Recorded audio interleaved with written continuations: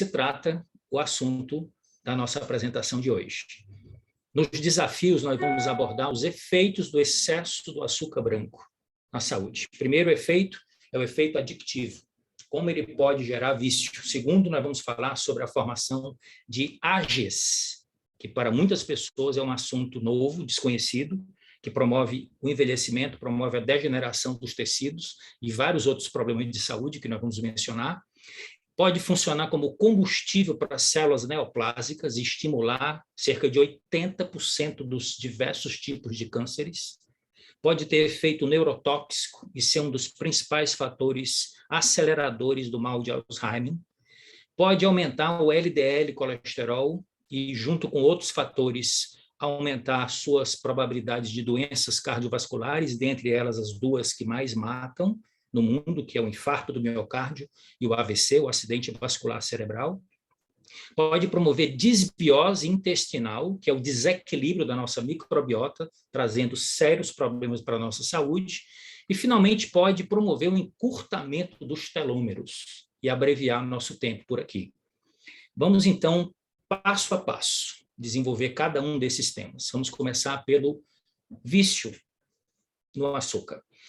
Eu tive a oportunidade de ler esse artigo robusto, que foi publicado no New York Times Magazine, há cerca de uns 2 anos, e terminei de ler esse livro. Ambos, tanto o artigo quanto o livro, são de autoria desse cientista e jornalista de divulgação, Gary Taubes. A proposta do livro é essa, que vocês estão vendo no título: Açúcar, culpado ou inocente? Um relato fascinante sobre o nosso vício por doce e as consequências para a nossa saúde. Tem muita pesquisa recente sendo desenvolvida sobre os efeitos do açúcar branco em excesso no nosso cérebro. Alguns cientistas consideram que ele é mais estimulante e adictivo do que cocaína e heroína, até porque nós consumimos com muito mais regularidade e em uma quantidade muito maior do que essas drogas.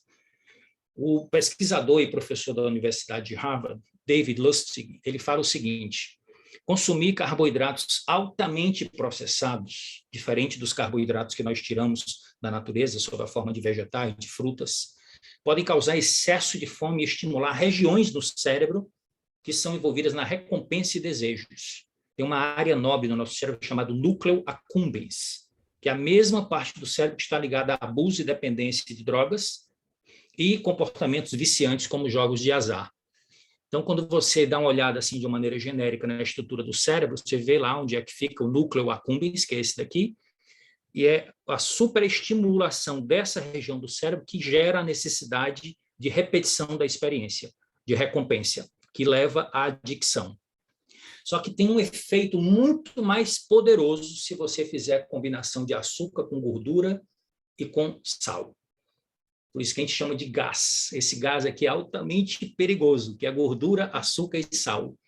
E eu tive a oportunidade de ler há um tempo atrás, e reproduzir aqui esse slide para vocês, uma matéria científica que saiu publicada na revista de negócios norte-americana famosa, Forbes, falando sobre a pesquisa, mostrando exatamente o que nós estamos comentando, que a cocaína e a heroína são menos adictivas do que esse biscoito recheado, que é o biscoito mais consumido praticamente no mundo ocidental.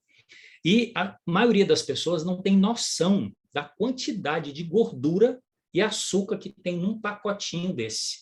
E se você observar as pessoas quando estão com um pacotinho de biscoito desse, no momento de entretenimento, elas basicamente não sabem, não registram o que estão fazendo.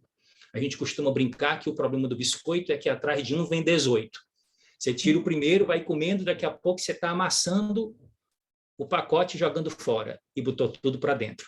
É uma quantidade muito grande de açúcar, de gordura e também de sal que você ingeriu sem perceber. O problema disso aqui é quando você fornece isso regularmente para as crianças. Aí essa conexão começa a se estabelecer no cérebro da criança desde cedo. E uma criança que é exposta precocemente a muita gordura, açúcar e sal desses alimentos ultraprocessados, é como se ela fechasse o cérebro para outras experiências sensoriais de outros sabores. E vai dar muito trabalho depois reeducá-la. O segundo capítulo da nossa sessão de desafios fala sobre os produtos finais de glicação avançada. O que é isso, Davi? Que nome complicado é esse? cujas iniciais em inglês estão aí reveladas. AGEs, basicamente, é o que acontece nas proteínas e nas gorduras do nosso corpo quando nós ingerimos açúcar em excesso e esse açúcar não é metabolizado, não chega a entrar nas células, principalmente no fígado e nos músculos. Esse açúcar fica circulando nos nossos fluidos e termina grudando nas nossas proteínas e nas nossas gorduras. E quando esse açúcar ele carameliza as proteínas e as gorduras, essas moléculas biológicas essenciais para a nossa saúde, para o nosso metabolismo, para a nossa fisiologia, para a nossa vida, vão perdendo as suas funções. Então, esses produtos finais de glicação avançada são o quê? Como eu acabei de explicar, né? Proteínas e lipídios glicosilados, devido ao excesso de exposição a açúcares, e eles podem ter um fator muito sério no envelhecimento e no desenvolvimento ou piora de muitas doenças degenerativas, bastante comuns hoje na população, como diabetes, arteriosclerose, insuficiência renal crônica e até na doença de Alzheimer. Se vocês olharem nessa imagem, que foi publicada num artigo científico recente, vocês estão vendo aqui a quantidade de tecidos comprometidos com a ação das AGEs, ou seja, proteínas desses tecidos, lipídios ou gorduras desses tecidos vão sendo atacados pelo açúcar, vão sendo caramelizados e inutilizados. E lá em cima vocês estão vendo o cérebro, como um dos principais e o alvo mais forte das AGEs, porque o cérebro tem uma dependência muito grande de açúcar. Cerca de 25% do açúcar que nós ingerimos vai para o nosso cérebro. E se ele é consumido em excesso, esses AGEs terminam tendo um efeito nocivo no nosso sistema nervoso central. Outra forma também que os cientistas costumam referir-se à expressão AGEs é que ages, em inglês, significa envelhecer. E está conectado, porque não ataca só os órgãos internos, mas ataca também a estrutura da nossa derme, caramelizando o colágeno, caramelizando a elastina e diminuindo a elasticidade da pele e promovendo também um efeito na nossa aparência, um efeito de envelhecimento precoce.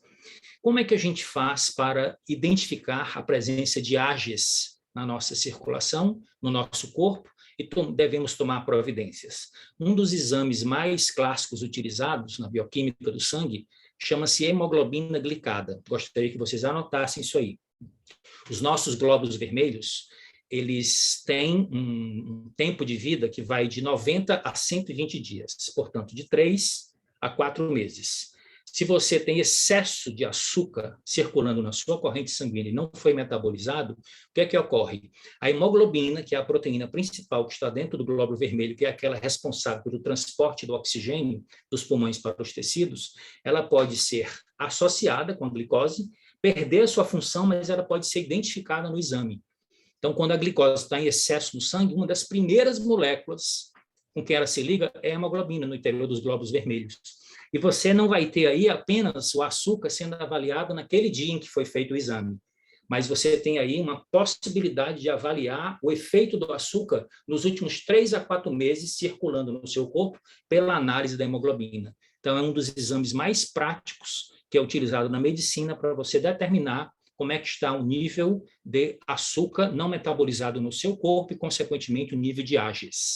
Então, hoje, os cientistas estão chamando a doença de Alzheimer de diabetes tipo 3, que é um termo proposto para descrever essa hipótese de que a doença de Alzheimer é uma das principais causas da demência, é desencadeada por efeitos do excesso de insulina no nosso organismo, que é provocado pelo excesso de consumo de açúcar.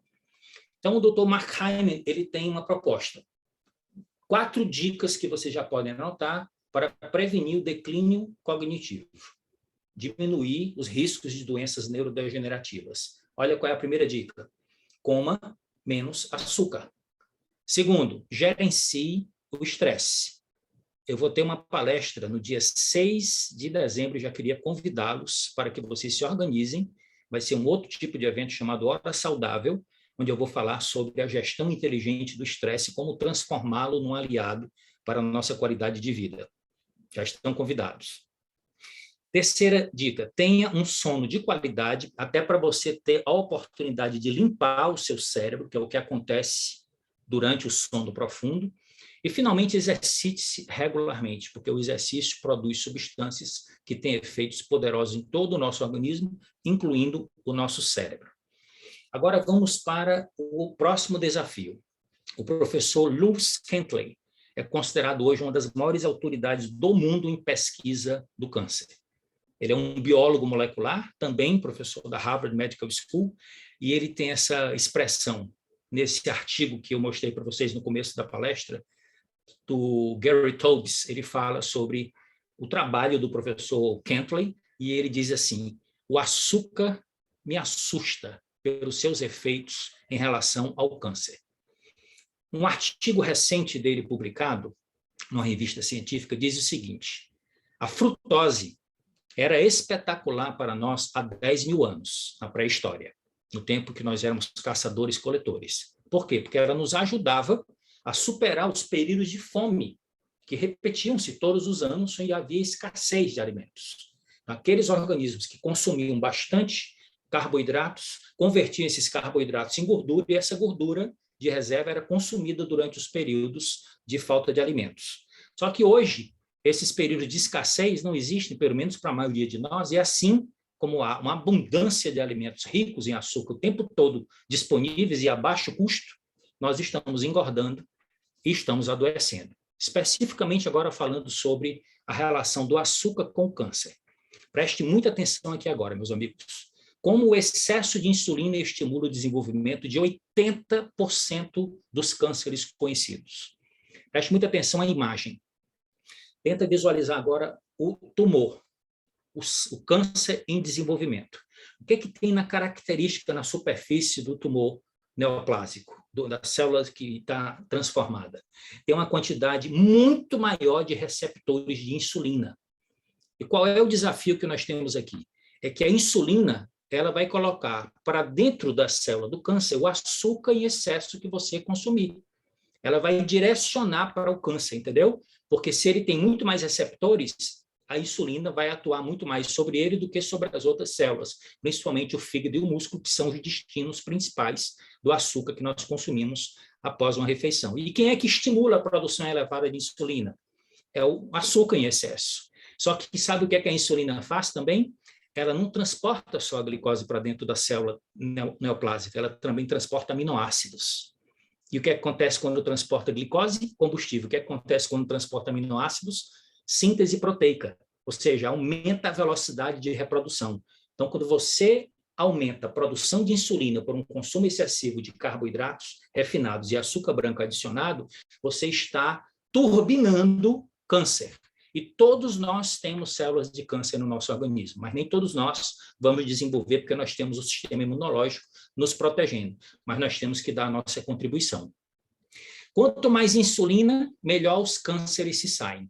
Outra autoridade que é parceiro do Dr. Kentley, que é o Dr. Craig Thompson, ele fala o seguinte: alguns cânceres desenvolvem mutações que servem ao propósito de aumentar a influência da insulina sobre a célula.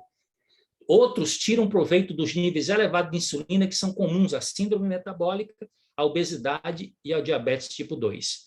Então, uma dica do relatório que foi publicado internacionalmente é que você trabalhe para controlar o seu peso e trabalhe para cultivar um estilo de vida mais ativo e mais saudável, porque dessa forma você vai ajudar a prevenir 80% dos tipos de cânceres conhecidos. Agora vamos falar sobre a relação que o açúcar tem com o colesterol, que a maioria, quando fala de colesterol, pensa só em gordura da dieta e o próprio colesterol que você come, né? E começa a demonizar os alimentos que são ricos em gordura e os alimentos que são ricos em colesterol. Qual é o maior problema aqui, quando você vê uma criatura se acabando de comer um sandubão, como aquele que você está vendo na foto anterior? O maior problema é o açúcar ou é a gordura quando se trata de descontrole do colesterol? Venham comigo. De onde é que vem o colesterol? Preste atenção. O fígado da gente produz a maior parte do colesterol que nós temos circulando no corpo. Cerca de 80% do colesterol que circula no nosso corpo é produzido dentro do corpo, no fígado. 20% vem da alimentação. Se a sua alimentação está pobre em colesterol, o fígado produz mais. Entendeu? Se a sua alimentação está rica em colesterol, o fígado produz menos. e dessa maneira há uma regulação. Então, o colesterol da dieta é derivado da ingestão de produtos animais. Então, nós estamos vendo aqui embaixo, no canto inferior direito, ovos, miúdos de animais, manteiga, isso aí tudo são fontes de colesterol na nossa dieta, só que só representam 20% do colesterol que está circulando. Muita atenção para esse detalhe. Outra coisa importante de lembrar são as funções importantes, fundamentais do colesterol no nosso corpo. A maioria das pessoas, quando ouve falar em colesterol, só pensa em desgraça. Mas sem colesterol, nós não fabricamos as nossas membranas celulares. Sem colesterol, nós não temos a bainha de mielina, que é a parte essencial gordurosa que tem no nosso cérebro, que garante as funções nobres da nossa mente. Sem o colesterol, você não teria capacidade de digerir as gorduras, porque ele é componente essencial da bile. E sem colesterol, você não fabricaria a famosa vitamina D, que é um dos hormônios mais incríveis para a nossa saúde, e nem os hormônios esteroides, dentre eles a testosterona, o hormônio sexual masculino, e o estrógeno, o hormônio sexual feminino. Então, só para citar algumas das funções importantes do colesterol no nosso corpo. Então, como é que a coisa funciona? Nós estamos vendo aqui o fígado. Como eu disse, quando falta na dieta, o fígado produz e manda esse colesterol para os tecidos através de uma proteína transportadora chamada LDL. Tá certo? E depois a LDL de distribuir o colesterol nos diversos tecidos para cumprir aquelas funções, uma outra proteína chamada HDL traz de volta para o fígado. O que acontece quando o fígado precisa produzir o colesterol? Ele ativa uma enzima de nome muito curioso chamado hidroximetilglutaril coenzima A redutase, uma enzima muito especial do fígado que tem regulação diretamente controlada pela insulina. Presta atenção aqui agora a relação que o açúcar tem com o colesterol. Quando o fígado ele diminui a produção dele interna de colesterol, ele captura o colesterol que está circulando, principalmente sob a forma de LDL, e utiliza esse LDL da circulação.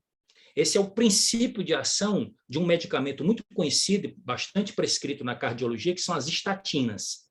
A estatina ela bloqueia essa enzima do fígado e o fígado não consegue produzir o colesterol, aí ele captura o LDL para obter o colesterol necessário para continuar provendo as funções no corpo. Todavia, quando você consome excesso de açúcar, a insulina que é produzida por causa desse excesso de açúcar, ela ativa a enzima. Aí o fígado começa a produzir colesterol e não captura o LDL, e o LDL fica acumulado na corrente sanguínea e pode vir a se oxidar e depois causar problemas no endotélio, ou seja, de acúmulo de placas de gordura no interior dos vasos, levando aos problemas cardiovasculares. Então, pensem nisso. Um dos fatores mais importantes na regulação do colesterol no nosso corpo não é o colesterol que nós comemos, nem a gordura que nós ingerimos, mas sim o açúcar branco e os carboidratos refinados. Por causa dessa ativação da enzima promovida pela insulina, que, por sua vez, está sendo produzida em excesso pela ingestão excessiva de açúcares, é um dos fatores mais importantes na hipercolesterolemia, ou seja, no excesso de colesterol circulando na corrente sanguínea. E, finalmente, o consumo excessivo de açúcar pode provocar desequilíbrio na microbiota intestinal. Olha o que o Dr. Robert Lustig fala. Sempre há uma guerra entre as bactérias boas e bactérias ruins no nosso intestino. Em geral, as bactérias boas não se alimentam de açúcar. Bactérias ruins, sim. Então, quando você come açúcar, sobretudo em excesso, que não é metabolizado, você está armando o inimigo. Você está provocando uma predominância das bactérias negativas em relação às bactérias positivas. Isso cria um desequilíbrio muito perigoso para a nossa saúde lá no nosso intestino. Aqui a última conexão e o último desafio. Essa é a doutora Elizabeth Blackburn. Ela é uma grande pesquisadora, acho que ela nasceu na Austrália e depois emigrou para os Estados Unidos, ganhou o Prêmio Nobel de Medicina e Fisiologia com a descoberta dos telômeros e o seu papel no envelhecimento celular e no envelhecimento dos organismos. Os telômeros são essas extremidades dos nossos cromossomos, onde tem um DNA especial que protege os cromossomos, como aquela cápsula de plástico protege a extremidade do cadarço. Quando a gente perde aquela parte de plástico, o cadarço todo desfia e começa a se perder. Algo parecido, fazendo uma comparação um tanto quanto grosseira, acontece com o cromossomo. E à medida que o telômero vai se desgastando, o cromossomo vai diminuindo de tamanho, e isso provoca um envelhecimento celular e provoca morte celular. O que é que eles descobriram? Ela comandou também essa pesquisa, na Universidade da Califórnia, em São Francisco. Eles descobriram que o consumo regular de refrigerantes e bebidas açucaradas promove encurtamento dos telômeros e o envelhecimento celular, tanto quanto fumar. Tão grave quanto o tabagismo é o efeito nos telômeros provocado pelo consumo excessivo de açúcar. Meus amigos, vocês viram que eu falei bastante aqui sobre insulina. Praticamente em todos os desafios nós temos o papel da insulina aí. Então, pensa assim, excesso de açúcar, excesso de insulina estão relacionados com todos estes desafios.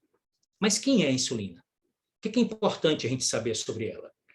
É um hormônio polipeptídico, ou seja, um hormônio parecido com a proteína, só que um pouco menor, produzido e secretado pela pulsão endócrina do pâncreas, que o pâncreas, você sabe que é uma glândula mista, ele produz o suco pancreático, que ele joga dentro do intestino para facilitar a digestão do que nós comemos. Mas ele produz hormônios que joga na corrente sanguínea, e um dos hormônios mais importantes é a insulina. E esse hormônio promove ações fundamentais quando se liga aos seus receptores. E aí o que ocorre? O que ocorre é que... Encontrei isso na internet sobre o corre. Um instantinho, pessoal, que ativou aqui uma inteligência artificial. Vamos lá. Qual é a função da insulina? O que é que ocorre quando ela é secretada pelo pâncreas? Primeiro, ela promove a entrada da glicose nas células, diminuindo a quantidade de açúcar no sangue. Esse é o papel principal da insulina, certo? Sempre que você comer carboidratos ou açúcar refinado, vai entrar na corrente sanguínea, vai sinalizar para o pâncreas vai produzir e secretar a insulina, e a insulina vai circular e colocar esse açúcar para dentro dos tecidos, como eu já falei, principalmente do fígado e dos músculos. Mas o que é que ela faz mais? Ela transforma o excesso de açúcar em gordura e estoca no tecido adiposo, que é o nosso tecido especializado em acumular gordura. Está espalhado no corpo inteiro, debaixo da pele, entre as vísceras e em várias outras situações. Mantém a gordura estocada dentro da célula, então se você ficar o tempo todo produzindo insulina, você não consegue mobilizar essa gordura que está estocada, portanto, não basta ter uma dieta hipocalórica se você continua consumindo excesso de carboidrato nessa dieta, certo? Por isso que é importante diminuir o carboidrato e aumentar a proteína, muito mais do que ficar pensando só na caloria, para você controlar a insulina e o corpo poder mobilizar a gordura que está estocada e você emagrecer de forma saudável e não ter esses distúrbios. Agora, ela facilita a entrada de aminoácidos nas células, como eu falei lá quando a gente estava mencionando o desafio do câncer, né? Para a produção de proteínas, sobretudo nos músculos. Então, esse é um outro papel importante também da insulina no nosso corpo. Agora, olhem para cá para ver em detalhe como é que ela coloca a glicose para dentro da célula. A célula não recebe glicose sem a insulina estar atuando. Então, é como se fosse uma teoria de chave e fechadura. Tem uma porta que está fechada, a chave é a insulina, ela tem uma fechadura na superfície das células, que funciona como receptor. Na hora que ocorre esse encaixe, o canal de glicose que está fechado abre. E a glicose, portanto, penetra na célula e vai lá funcionar como seu principal combustível. Então, em situação normal, isso é altamente desejável e essencial para a nossa vida. O problema é que quando você aumenta a ingestão de açúcares e carboidratos refinados, você vai promover uma liberação excessiva de insulina e isso vai transformar esse excesso de açúcar em gordura. E essa gordura acumulada dentro da célula pode fazer essa célula não só hipertrofiar, mas também sofrer reprodução. Entende? Hipertrofia e hiperplasia, multiplicação. E quando chega num determinado limite, essa célula começa a emitir sinais bioquímicos que atraem o sistema imunológico começa a atacar esse tecido como se fosse um corpo estranho que está se formando dentro do seu próprio organismo.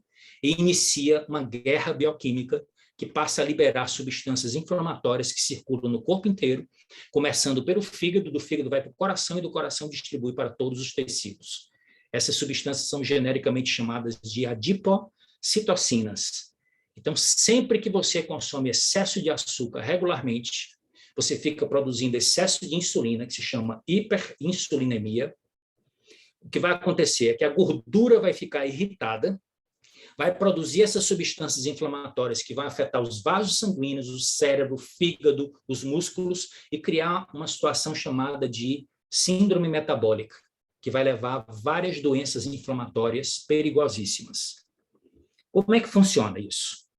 Em situação normal, saudável, o pâncreas produz insulina, a insulina encaixa no receptor, o receptor abre a porta de entrada e a glicose entra, tudo ok.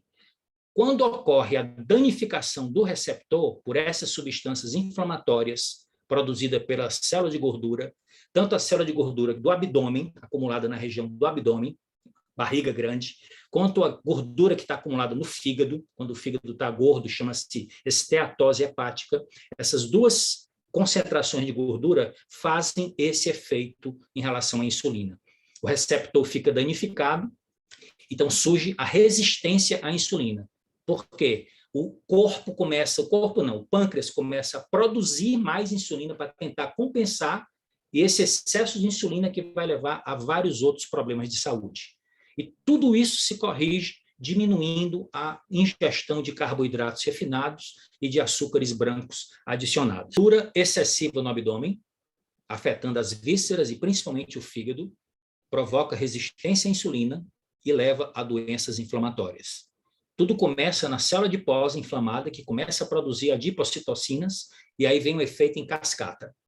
O omentum, que é esse tecido gorduroso que protege os órgãos das vísceras abdominais, fica dilatado por causa da gordura excessiva, libera adipocitocinas, que leva a resistência à insulina, as células não respondem mais à insulina, e o pâncreas produz mais insulina e termina falindo, termina não conseguindo mais produzir, o que vai levar à síndrome metabólica e depois culminar com diabetes tipo 2 e as doenças derivadas, como doenças cardíacas, AVCs e diversos tipos de cânceres, como nós já mencionamos. E aqui, antes de entrar nas soluções, eu queria deixar essa imagem gravada na mente de vocês. Não pense que só quem sofre com isso é a pessoa que tem obesidade aparente, com excesso de índice de massa corpórea, certo? Aquela que tem gordura visceral pode ser encontrado também nas pessoas que têm índice de massa corpórea normal. Então, você pode ser magro por fora e gordo por dentro. Chama-se obesidade sarcopênica. É o maguinho do buchão. Tão perigoso quanto a pessoa que tem obesidade, porque esse excesso de gordura abdominal e hepática é que cria toda essa confusão da resistência insulínica, que cria aqueles efeitos em cascata que levam às doenças. Agora, chega de falar de desgraça e vamos começar a falar de soluções. Dicas práticas para reduzir seus níveis de insulina. Muita atenção. Primeira coisa, os 4 critérios determinantes da qualidade dos carboidratos. Gravem isso. Primeiro, se ele é sólido ou líquido. Segundo, o grau de processamento do alimento. Terceiro, a presença das fibras alimentares. E quarto, o índice glicêmico do alimento que você está ingerindo. Esses 4 pontos são fundamentais. O que a Organização Mundial da Saúde recomenda hoje em termos de consumo de açúcar adicionado para o ser humano adulto? A recomendação é essa, meus amigos, que não deve passar dos 25 gramas por dia. Vocês querem saber quanto é que os brasileiros estão ingerindo? Mais de 5 vezes essa quantidade por dia. E sabe qual é a maior parte da ingestão desses carboidratos? Na sua forma líquida. Bebidas, como refrigerantes, como chás gelados, como os isotônicos, como os energéticos, como os sucos em caixas. Todos vocês estão vendo aí a quantidade enorme de açúcar que está adicionado nessas formas, e tem gente que consome isso aqui mais de uma vez por dia, e muitas vezes esses sucos em caixas são dados para as crianças como uma opção saudável. Então, tudo isso são pontos importantíssimos de nós adultos refletirmos e a gente primeiro tomar uma atitude de autoproteção e inspirar as crianças com o nosso exemplo. não é abandonar totalmente o consumo, mas reduzir ao máximo possível o consumo de açúcar sob a forma líquida. Então, a dica é, não beba açúcar. Procure ingerir da forma sólida e o mais próximo possível da natureza. Outra dica boa, se você tem hábito de ingerir café e hábito de beber chá, evite adicionar açúcar. Experimente. Você se habituou a tomar café e tomar chá adoçado, adicionado com açúcar. E isso aí é uma coisa que você pode reprogramar e vai fazer muito bem, primeiro, ao seu paladar e, segundo, à sua saúde. Porque o brasileiro ele adiciona açúcar e sal em praticamente tudo que come. E ele termina perdendo o prazer de comer o alimento no seu sabor original. É tudo alterado pela presença de excesso de sal e excesso de açúcar. Então, no caso aqui do café, quando você for tomar um bom café, experimenta tomá-lo sem açúcar. E faz isso por algumas vezes, que dentro de um mês você está totalmente modificado. O seu cérebro muda e você vai passar a apreciar. Isso aconteceu comigo há mais de 10 anos. Agora eu quero contar uma experiência para vocês que eu passei em São Paulo. Fui para um evento da Herbalife em São Paulo, há um tempo atrás, e perto do hotel onde nós estávamos hospedados, tinha um bom supermercado, nós fomos lá nos abastecer, e me chamou a atenção essa seção de preparo de suco de laranja. Suco de laranja é algo muito gostoso, não é verdade? Bem geladinho quando você está com sede. E aí eu cheguei para o rapaz que estava preparando a garrafinha e perguntei, quantas laranjas dessas você espreme para encher uma garrafinha dessa de meio litro? Ele disse em torno de 8 a 10 laranjas. Não eram laranjas grandes, eram laranjas menores. Meus amigos, você comendo umas 3 laranjas dessas inteiras, engolindo bago, você não quer mais saber de comer laranja, tá certo? Mas você com sede, você mama uma garrafinha dessa no guti-guti. E qual é o problema que temos aqui? Deixa eu explicar sobre a importância das fibras. Olha só, laranjas grandes, cada laranja tem em torno de 4 gramas de fibra e vários outros nutrientes que você vai aproveitar quando você come o fruto inteiro, tá certo? Quando você processa, estamos falando agora do processamento do alimento, tá? E sobre fibras ao mesmo tempo. Quando você processa e transforma em suco, grande parte da fibra vai embora com o bago que ficou no filtro. E aí, um copo grande de suco feito com 4 laranjas, você cai para 10% a quantidade de fibras. Nas 4 laranjas que você tentaria comer, possivelmente não conseguiria da terceira para a quarta, você tem as fibras que seguram o açúcar e fazem com que ele seja digerido mais lentamente e seja aproveitado pelo corpo como fonte de energia, porque vai diminuir a velocidade da absorção e não vai produzir excesso de insulina. Esse é um dos papéis mais importantes das fibras. O problema aqui é que você vai ter as fibras reduzidas a 10% da quantidade, mas o açúcar está na sua totalidade. O açúcar das 4 laranjas grandes ou das 8 a 10 pequenas, no caso da minha experiência lá no supermercado. Eu quero dizer para vocês que eu não comprei o suquinho, tá certo? Eu fiz só uma entrevista para poder montar esse detalhe dessa aula para vocês.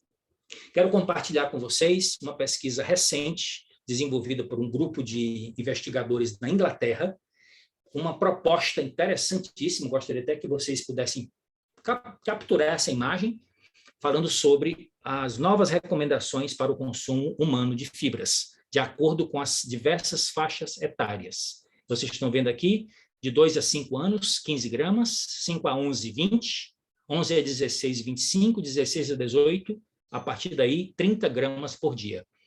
Como na maioria dos casos, no Brasil isso é muito grave, mais de 70% da população não consegue chegar nem na metade da ingestão necessária de fibras, ou seja, 15 gramas no adulto, metade, através somente da alimentação. Então, a própria Organização Mundial da Saúde e a Anvisa recomendam a suplementação. Então, regra número 1, que as suas fontes de carboidratos sejam preferencialmente integrais. Quando você for comer arroz, quando for comer macarrão, quando for comer pão, que a regra seja integral, para que as exceções refinadas sejam exceções e não te tragam tanto prejuízo. Que você possa adicionar suplementação de fibras, principalmente fibras exclusivas, como as que nós temos no nosso portfólio no Brasil, como a fibra líquida, Fiber Concentrate, como a fibra em pó, Fiber Powder, como a fibra em tablete, o Fiber Bond, são ótimas opções para você chegar naquela cota de fibras recomendada pela OMS. E também para alterar o índice glicêmico daquilo que você consome. Tendo falado sobre fibras, eu quero agora dar uma próxima dica. Obtenha a quantidade e o tipo certo de proteína. O que é que os pesquisadores descobriram? Que quando você predominantemente consome mais proteínas de origem vegetal do que animal, no combo, ou seja, no conjunto, no pacote da proteína que você está obtendo, você vai ter mais fibras, vai ter fitonutrientes e vários outros nutrientes protetores encontrados nas plantas que ajudam a regular os níveis de insulina e a resposta da célula à insulina. Então, tem esse efeito adicional, além de ser um nutriente que é saciatógeno, poderoso, que são as proteínas, você vai ficar com mais tempo sem vontade de comer, além de ter efeito no metabolismo, além de proteger a musculatura e ter de inúmeras outras funções, as proteínas, principalmente vegetais, também nos auxiliam, de acordo com as investigações científicas mais recentes, a proteger as nossas células e melhorar a resposta à insulina, principalmente proteína de soja. Então, aqui trouxe 2 artigos científicos falando sobre a adequação da proteína de soja dentro desse contexto. A soja, vocês sabem, que quando tem a proteína isolada, ela é uma proteína nobre, comparada às melhores proteínas nutricionalmente, mas ela tem também efeito de impacto na biosfera, ou seja, uma proteína sustentável. Então, você vai precisar de menos água, vai ter um uso mais eficaz da terra, vai produzir muito mais proteína por hectare, vai emitir menos gases de efeito estufa e, portanto, é um abastecimento sustentável de alimentação humana, tanto para a atualidade quanto para o futuro, com esse bônus de nos ajudar na resposta insulínica. No nosso portfólio de produtos disponíveis no Brasil, nós temos inúmeras opções ricas em proteínas isoladas de soja. Como vocês estão vendo aqui, o nosso Nutrev, o nosso shake salgado, que é a NutriSoup, nosso pó de proteína, e os nossos lanches, como a Protein Crunch, a barra de crunch, a sopa instantânea. Então, você tem aqui uma versatilidade tremenda para você incorporar na sua dieta e no seu estilo de vida mais ativo e saudável.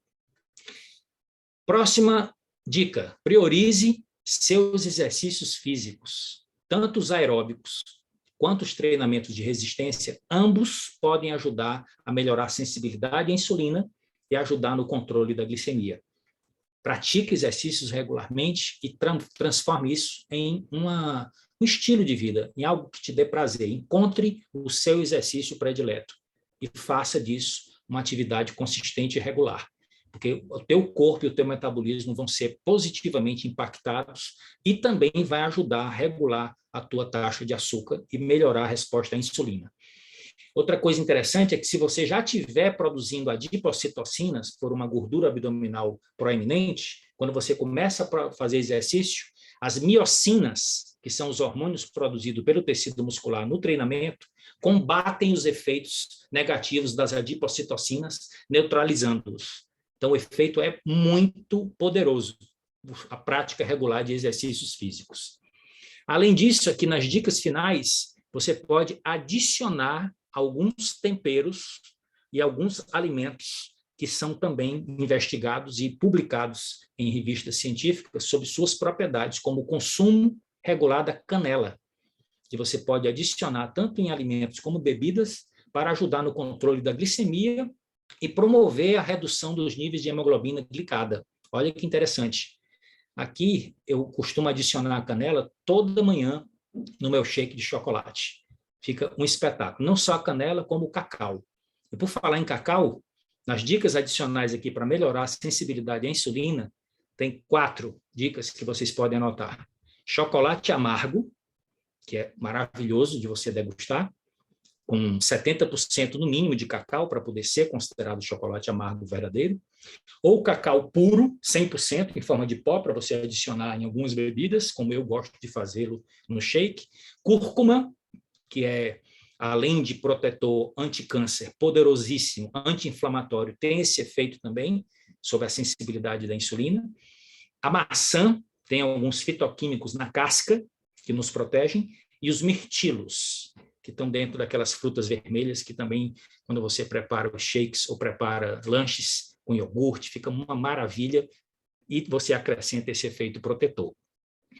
Agora aqui sobre 2 oligoelementos muito importantes, que falta demais na alimentação no mundo de uma maneira geral e particularmente no Brasil: cromo e magnésio. Os 2 ajudam a resposta celular à insulina. Trabalham ajudando a reestruturação do receptor de insulina. A resposta fica melhor, consequentemente o controle da glicemia pode ser promovido e a evidência científica mostra que eles atuam quando consumidos juntos. O efeito sinérgico. Então, nós temos aqui 2 artigos científicos falando sobre o efeito da suplementação de cromo e depois aqui o outro, a combinação da suplementação de cromo com magnésio. E nós temos um produto no nosso portfólio que contém 100% do cromo que você precisa e 70% do magnésio que você necessita, que você pode, inclusive, obter o restante do magnésio através de outras fontes.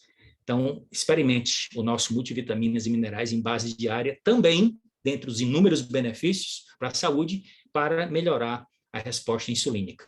E aqui a última dica, meus amigos: incorpore o chá verde em seu estilo de vida. Ele contém uma quantidade enorme de um antioxidante poderoso conhecido como epigalocatequina galato, que pode também ajudar a combater a resistência à insulina e reduzir a hemoglobina glicada. Nós temos um produto no nosso portfólio chamado Herbal Concentrate, que tem o chá verde como componente principal. Tem inúmeras propriedades antioxidantes, termogênicas, ajuda também a diminuir a gordura corporal, o que diminui a produção daquelas substâncias inflamatórias, mas tudo isso não é mágica. Tudo isso é contexto. E o contexto chama-se estilo de vida ativo e saudável. Então, para resumir o que nós vimos aqui em termos de dicas para soluções, para controle da insulina e diminuir os efeitos do excesso do açúcar branco na nossa saúde. Primeiro, diminuir o consumo, melhorar a qualidade e reduzir o consumo diário de carboidratos, evidentemente. Hidratar-se bem e reduzir a ingestão de açúcar sob a forma líquida. Priorizar seus exercícios físicos. Experimente adicionar canela a alimentos e bebidas, nós vimos lá a dica, Obtenha o tipo certo e a quantidade adequada de proteínas, principalmente proteínas de origem vegetal, em particular a soja. Aumente a ingestão de fibras, sobretudo fibras solúveis. Suplemente com cromo e magnésio e incorpore o chá verde em seu estilo de vida. A minha mensagem final para vocês nesse nosso momento saudável, que conclui o nosso tema de carboidratos e açúcares, é essa: se a regra é saudável, as exceções não te prejudicam. Então não tem nada de exagero, não tem nada de radicalismo, não tem nada de restrição. O que tem aqui chama-se sabedoria. E é isso que nós desejamos para todos vocês na conclusão desse nosso momento saudável. Que todos tenham uma vida saudável, próspera e feliz. Parabéns pela presença de cada um aqui, tirem o máximo de proveito dessas dicas e vamos nos encontrar novamente no mês de dezembro. Sejam muito bem-vindos.